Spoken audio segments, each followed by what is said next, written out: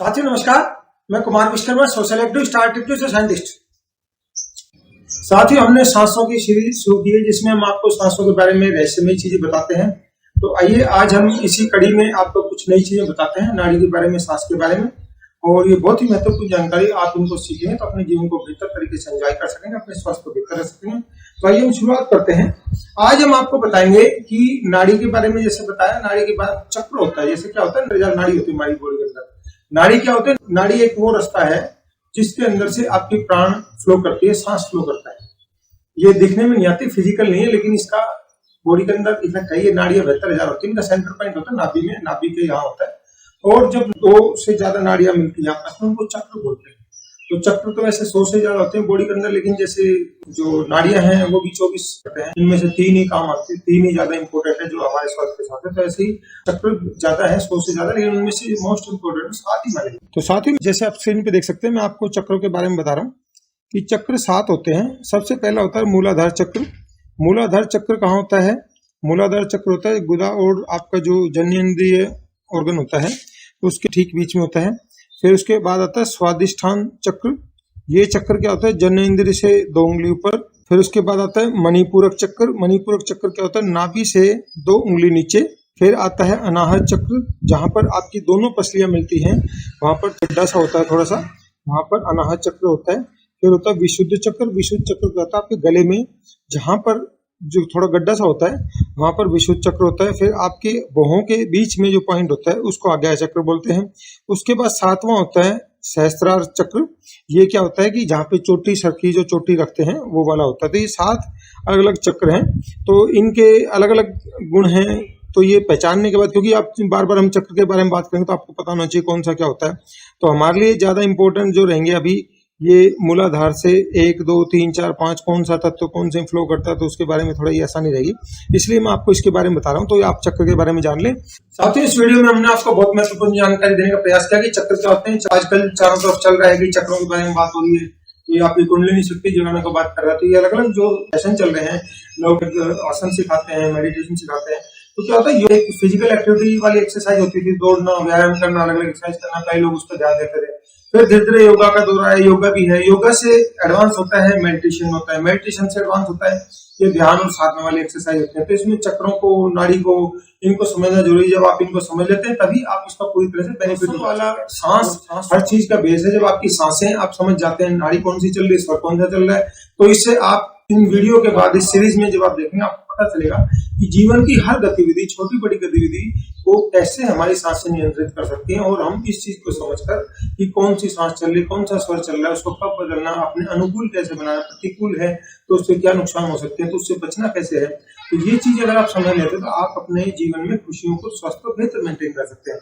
अब हम आपको इस वीडियो में बताएंगे कि आपके अलग अलग जो तत्व होते हैं, 5 एलिमेंट मानेंगे, आकाश, वायु, अग्नि, अग्नि के बाद आता है अपना जल और अपना पृथ्वी। ये 5 तत्व हैं। तो इनमें 5 तत्वों की पहचान क्या है, कि इसका क्या फीचर है, कौन सा तत्व चल रहा तो क्या काम करना चाहिए, तो ये सब चीजें आप समझ लेंगे तो आपको बहुत सारी मदद मिलेगी। आकाश तत्व, आकाश तत्व के बारे में, आकाश तत्व सबसे कम होता है हमारे शरीर में, सबसे कम समय चलता है, इसलिए इसकी इंपॉर्टेंस सबसे ज्यादा है।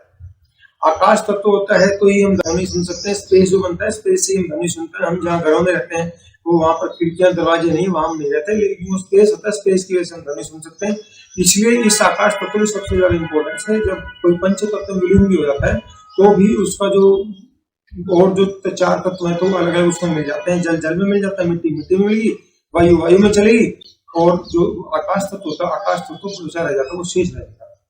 तो अब हम बात करते हैं आकाश तत्व। आकाश तत्व जब चलेगा तो कभी आपको लगेगा ईड़ा चल रही है, कभी पिंगला चल रही है, यानी कभी लेफ्ट चल रही है, कभी राइट चल रही है। तो दोनों में से कोई ना कोई ऐसा लगेगा जैसे सुषुम्ना नाड़ी चल रही है, तो ये चल रही है, तो इसका मतलब आपका आकाश तत्व चल रहा है। आकाश तत्व के फीचर, इसकी जो लंबाई होती है सांस की 4 उंगल होती है, यानी जब आप नाक के पास जाकर देखेंगे तो आपका आकाश तत्व से लगेगा, ये लगभग इतनी, यहाँ पे आपको आकाश तत्व का एहसास होगा।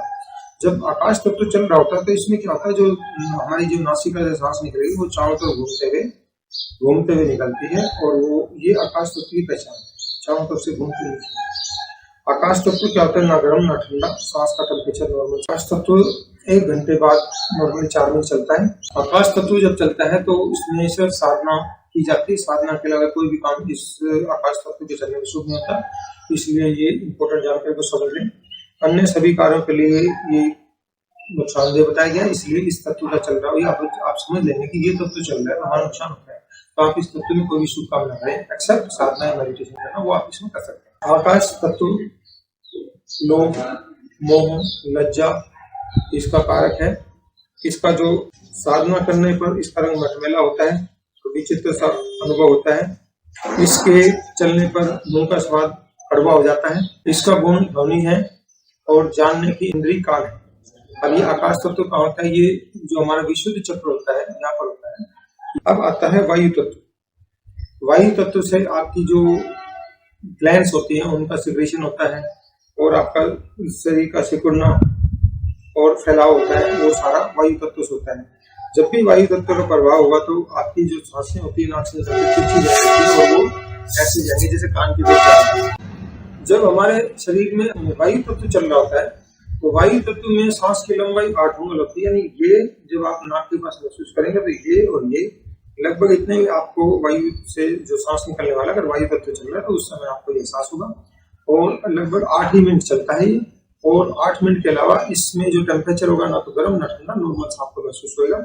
और इस तत्व में ज्यादातर जो तांत्रिक वाले काम होते हैं, शत्रुओं को या दुश्मनों को हराने के लिए जो लोग करते हैं, तांत्रिक विद्याएं अलग अलग जो दूसरों को वशीकरण वाली जो होती हैं ये होते हैं, लेकिन हमारे शास्त्रों में इनको मना इसलिए किया गया। जब आप किसी के नुकसान के बारे में सोचते हैं तो वो नुकसान आपको रिवर्ट बैक करेगा। मैंने ऐसे काफी लोगों को देखा है जो दूसरों को तांत्रिक विद्या वगैरह वशीकरण से दूसरा नुकसान करते थे, उनके साथ बड़े उटपटांग या उनके परिवार में उल्टी सीधी घटनाएं हुई। तो आप किसी के साथ कर्म करेंगे तो उसका नतीजा गलत ही मिलेगा। तो इसलिए हमारे शास्त्र में ये नेगेटिव चीजें हैं, इनके बारे में मना किया गया। तो अपना जो भी करें सोच समझ के करें। इसका गुण स्पर्श है, इसके जानने की इंद्रिय कल्चा है। इस साधना जब चलती है तो इसमें इसका रंग आपको नीला अनुभव होगा और इसका स्वाद खट्टा होता है और जैसे डकार जैसा आता है, डकार जैसा आपको महसूस होगा। इसका जो स्थान है, वो लोकेशन है, वो अनाहत चक्र है। अनाहत चक्र यहाँ होता है जो आपकी दोनों पसलियों के बीच में जो हल्का सा खड्डा सा होता है, जोड़ के यहाँ पर ये अनाहत चक्र। अब आता है साथ अग्नि तत्व। अग्नि तत्व का काम क्या है? भूख, प्यास, आलस्य, नींद आना, ये अग्नि तत्व की मेन है। तो जब ये चलेगा तो अग्नि तत्व का फ्लो आता है नीचे से ऊपर की तरफ जाता है। तो जब भी आपकी सांस में अग्नि तत्व चल रहा होगा तो सांस ही जाऊंगी यहाँ से, जब नाक से जब होंगी तो नाक से ऊपर की तरफ फ्लो करती है। इसका जो टाइम है वो अगेन 4 उंगल होती है, लगभग यहाँ पे आपको महसूस होगा। इसका टाइम जो है 12 मिनट होता है।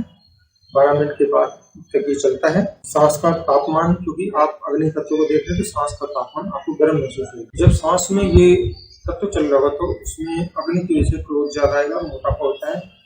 ये 2 इसके बहुत बड़े नुकसान हैं। तो उस समय जो भी आप कोई काम करें, जब आपका अग्नि तत्व चल रहा होगा तो आपको इसमें भूख हो ज्यादा लगती है। अग्नि तत्व चल रहा था तो भूख और मोटापा बढ़ता है। इसलिए इसका जो सबसे बड़ा नुकसान है, क्रोध और लोभ, ये दोनों अग्नि तत्व को चलना पड़ता है। जब अग्नि तत्व चल रहा तो कोई काम ठीक नहीं हो रहा था, क्योंकि इस समय आप कोई भी काम करेंगे तो आपको अग्नि तत्व की वजह से एकदम जैसे विशाल जैसा आपका अग्नि तत्व चल रहा है और बाई चांस आप किसी को बात करते हैं किसी बहस हुई तो वैसे सर्कल जाती है, आप उसका मर्डर कर सकते हैं, तो आप उनकी सीधी चीजों में लग सकते हैं। अगर उस समय जल तत्व चल रहा होगा तो जल क्या होगा, अग्नि को बुझाता है तो वो उसको कंट्रोल करेगा। तो ये ध्यान रखना, अग्नि तत्व में गुस्सा आया, गुस्से में आपने हल्का सा कोई गलत कदम उठाया, वो आपके जीवन के लिए बड़ा खतरनाक महसूस हो सकता है, आपकी जिंदगी को बर्बाद कर सकता है। इसलिए अग्नि तत्व चल रहा हो, क्रोध चल रहा हो, तो उस समय कोई भी डिसीजन ना लें, शांत रहें, अपने आप को नेगेटिव चीजों से, बहस से या किसी से लड़ाई झगड़े से अपने आप को बचा कर रखें। ये आपको अग्नि तत्व के नुकसान से बचाने में मदद करें। इसका गुण रूप है और इसका जो जानने की इंद्रिय है वो आँख है और इसका स्वाद, साधना में इसका लाल रंग होता है, रंग लाल होता है और आपका इसका स्वाद कड़वा होता है। इसको जो स्थान है तो वो होता है हमारा यहाँ तो जो मणिपुर चक्र होता है ना, यहाँ पर नाभि से थोड़ा सा ऊपर मणिपुर चक्र जो बताया मैंने, मणिपुर चक्र जो होता है नाभि से जस्ट यहाँ पर हल्का सा नीचे 2 उंगली नीचे होता है, ये मणिपुर चक्र होता है। यहाँ पर अग्नि का स्थान होता है। अब आता है हमारा जल। जल तत्व से शुक्र, वीर्य, मज्जा, बोन मैरो, खून, लार, इनका निर्माण होता है। जल का जो हमारा नीचे, जैसे अग्नि नीचे से ऊपर की तरफ फ्लो करती है, जल हमेशा ऊपर से नीचे की तरफ फ्लो करता है। तो जल तत्व जो आपके सांस में चल रहा होगा तो आपका जो सांसें हैं वो यहाँ से होते होते छूते हुए नीचे की तरफ है। नीचे की तरफ आएंगे और इसका जो टाइम होता है लगभग 20 मिनट माना गया है। जल क्या होता है, पृथ्वी के नीचे होता है, इसलिए इस तत्व की लंबाई भी सबसे ज्यादा रही है। इसमें जब चल रहा हो तो आपका जो सांसें चल रही है तो उसका फ्लो है 16 एंगल के करीब होता है, नाभि तक इसका महसूस होता है कि जल तत्व में अगर सांस चल रहा हो तो, और ये 16 ही मिनट चलता है। तो ये ध्यान है, जल के बहुत जल शांत होता है। अगर आपका जल तत्व चल रहा है तो गुस्सा आ भी गया तो आप जल उसको कंट्रोल करने को शांत करें, तो जल तत्व का ये फायदा है। जल में क्या होता है, सांसों का तापमान ठंडा होता है, जल ठंडा होता है और जल के चलने पर आपके सारे काम शुभ बताए गए हैं। इसका जो सबसे बड़ा नुकसान है एक ही है कि वो मुंह में आ जाता है जल की वजह से, और इसकी जानने की जो इंद्री है वो है आपकी लार है। इसका जल का जो गुण है वो रस है और इसकी जानने की इंद्री जीभ है। इसका रंग सफेद या हल्का सा नीला होता है और स्वाद में इसका थोड़ा खारापन होता है। इसकी जो लोकेशन होता है वो लोकेशन होता है जननेंद्रिय से जस्ट 2 अंगुल पर जो हमारा जो होता है स्वादिष्टान चक्र होता है, यहाँ पर उसका लोकेशन होती है। अब हमारा आता है 5वां पृथ्वी तत्व। पृथ्वी तत्व जो होता है हमारे शरीर में मसल बनती है, बोन बनती है, स्किन बनती है, स्नायु बनता है, रोम बनते हैं, सारा पृथ्वी तत्व से बनता है। पृथ्वी तत्व जो होता है वो जब चल रहा होगा तो आपकी नासिका दोनों के बीचों, नासिका के बीचों बीच बहती है, इधर से इधर से आया, जैसे हमने पिछले वीडियो में बताया कि पृथ्वी तो चल रहा हो तो सांसें कैसे चल रही है, नीचे की तरफ बहती है। ये पृथ्वी तत्व की पहचान है।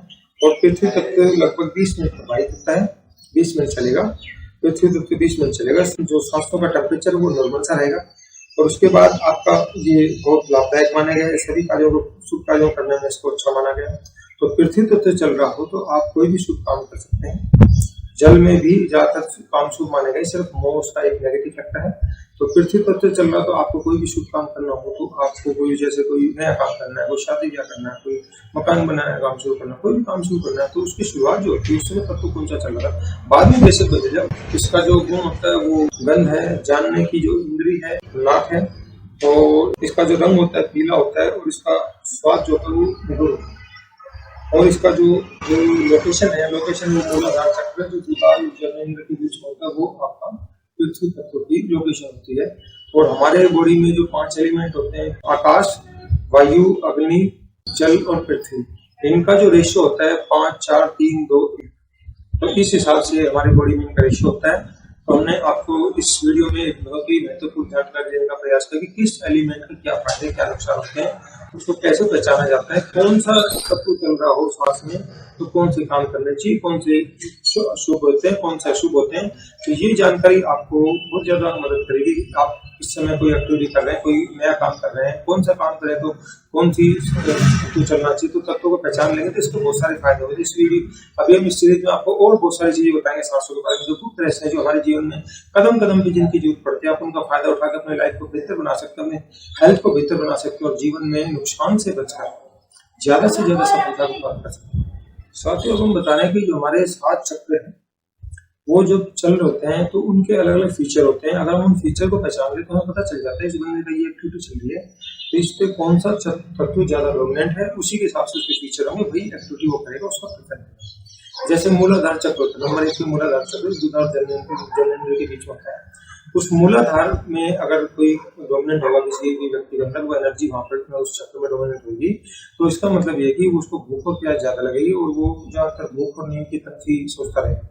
तो अगर किसी व्यक्ति को हमेशा भूख भूख करता रहता है, ज्यादा नींद आती है, इसका मतलब उसका मूलाधार चक्र में एनर्जी डोमिनेंट है। ऐसे अगला चक्र आता है स्वादिष्टान चक्र है, उसका जल तत्व है। जैसे इसका अपना पृथ्वी था, मूलाधार चक्र में पृथ्वी एलिमेंट ज्यादा डोमिनेंट होता है, तो ऐसे ही स्वादिष्टान चक्र था, उसमें जल तत्व ज्यादा डोमिनेंट होता है। तो जल तत्व जहाँ पे रहेगा वहां पर व्यक्ति सिर्फ मौज मस्ती की तरफ ध्यान देगा, मौज मस्ती चीजों में उसका ध्यान ज्यादा रहता है। फिर अगला जो चक्र आता है हमारा, अगला चक्र आता है मणिपुर चक्र। इसका जो संबंध है अग्नि तत्व से।